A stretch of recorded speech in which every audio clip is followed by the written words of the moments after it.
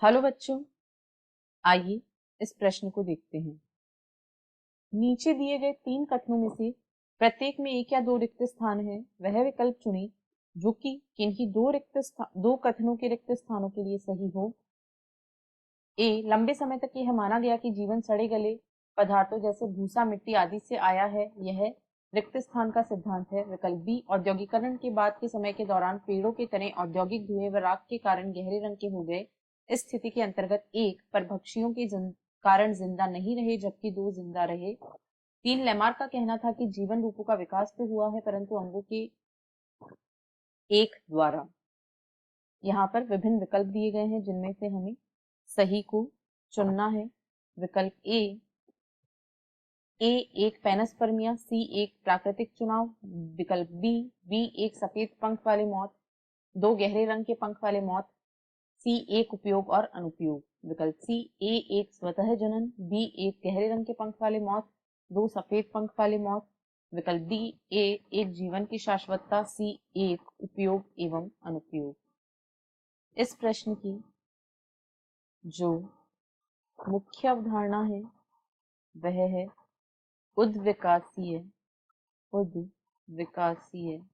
सिद्धांत।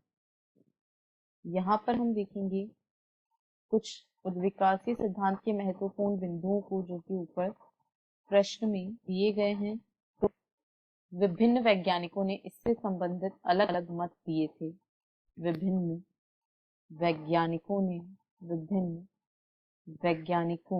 ने अलग अलग इस संबंध में अपने अलग अलग मत दिए।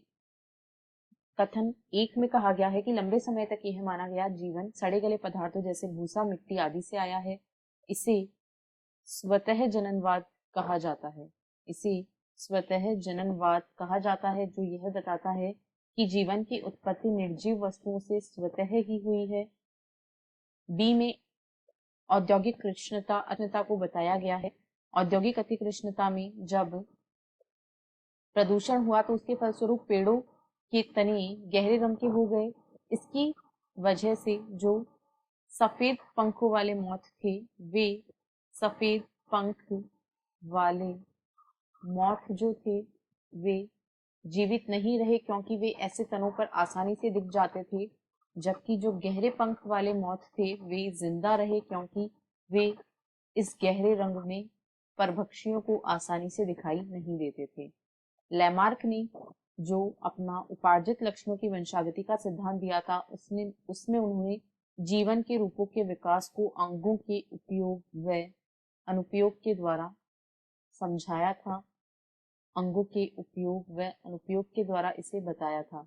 तो यहाँ पर जो विकल्प बी है उसमें रिक्त स्थानों की सही पूर्ति की गई है और ए, सी तथा डी में ये गलत शब्दों द्वारा भरे गए हैं। अतः ये तीनों विकल्प गलत हैं और विकल्प बी इस प्रश्न का सही उत्तर है। आशा है आपको प्रश्न समझ आया होगा। धन्यवाद।